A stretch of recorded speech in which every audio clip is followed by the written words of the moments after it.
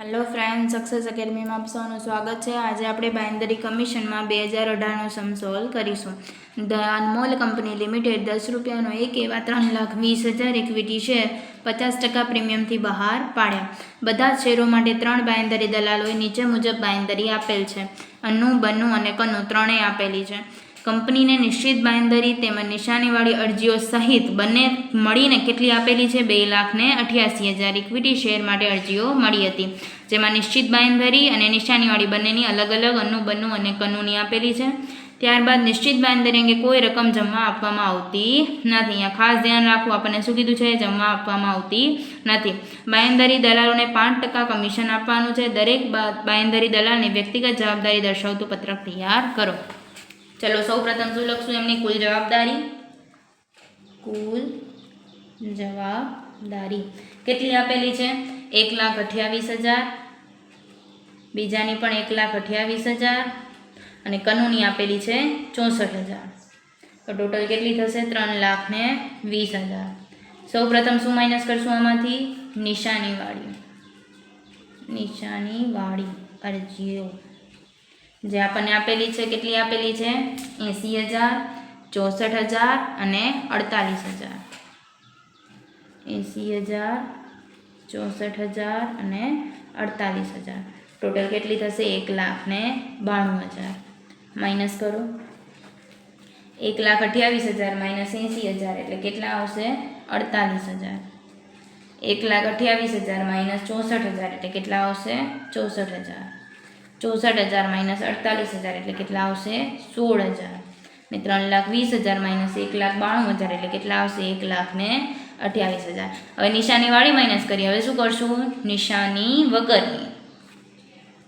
निशानी वगरनी क्यांथी खबर पड़शे आपणने? तो टोटल अरजीओ आपणने आपेली छे। केटली आपेली छे? 2,88,000। 2,88,000 माइनस करशुं कई? निशानीवाળી। तो निशानीवाળી केटली आवी हती? 1,92,000। तो 2,88,000 माइनस 1,92,000 एटले केटली आवशे? 96,000। हवे 96,000 ने कया प्रमाणमां वहेंचणी करशुं? तो 128 જેમ 128 જેમ 64 એટલે 2 જેમ 2 જેમ 1 ના પ્રમાણમાં થાય। 2 જેમ 2 જેમ 1 તો 96,000 ને 2 જેમ 2 જેમ 1 ના પ્રમાણમાં વહેંચણી કરો તો કે 38,400 આનું પણ સેમ જ આવશે 38,400 અને 19,200 માઇનસ કરો તો 48,000 માઇનસ 38,400 એટલે કેટલી આવશે 96,000। 64,000 માઇનસ 38,400 એટલે કેટલી આવશે 25,600 અને 16,000 માઇનસ 19,200 એટલે કેટલી આવશે માઇનસમાં આવશે 32,000 અને અહીંયા આપણે કેટલું 1,28,000 માઇનસ 96,000 એટલે કેટલા આવે 32,000। હવે કન્નુ એ માઇનસમાં છે એટલે એને શું કરવું પડશે પ્લસમાં તો કે કન્નુનો વધારો કોને દેશું તો કે અન્નુ અને બન્નુને વહેંચતા તો આના કેટલા આવશે પ્લસ 32,000। હવે આ બંનેનું પ્રમાણ શું છે તો કે 2 જેમ 2 એટલે બંનેને શું થઈ જશે સરખા પ્રમાણમાં એટલે 1,600 ને 1,600 અહીંયા તો 0 થઈ જશે। 9600 માઇનસ 1,600 એટલે કેટલા આવશે 8,000।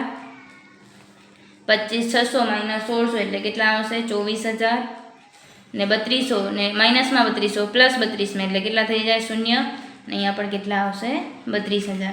હવે છેલ્લે શું કરવાનું પ્લસ નિશ્ચિત બાંયધરી શું થાય નિશ્ચિત બાંયધરી। નિશ્ચિત બાંયધરી આપણને આપેલી જ છે 16,000, 8,000 ને 8,000। 16,000, 8,000 ને 8,000 તો 8,000 ને 16,000 એટલે ટોટલ કેટલા થશે 24,000।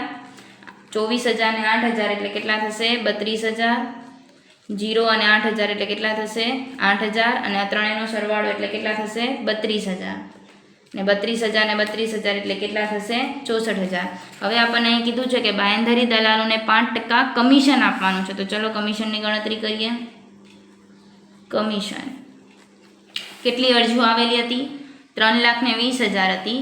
10 રૂપિયાનો એક હતો એમાં 50% પ્રીમિયમ એટલે કેટલા 5 રૂપિયા પ્રીમિયમ થાય તો 3,20,000 ગુણ્યા 10 રૂપિયાનો ઈ અને 5 રૂપિયા પ્રીમિયમ એટલે ટોટલ કેટલા થશે 15। 3,20,000 ગુણ્યા 15 એટલે કેટલા થશે 48 લાખ।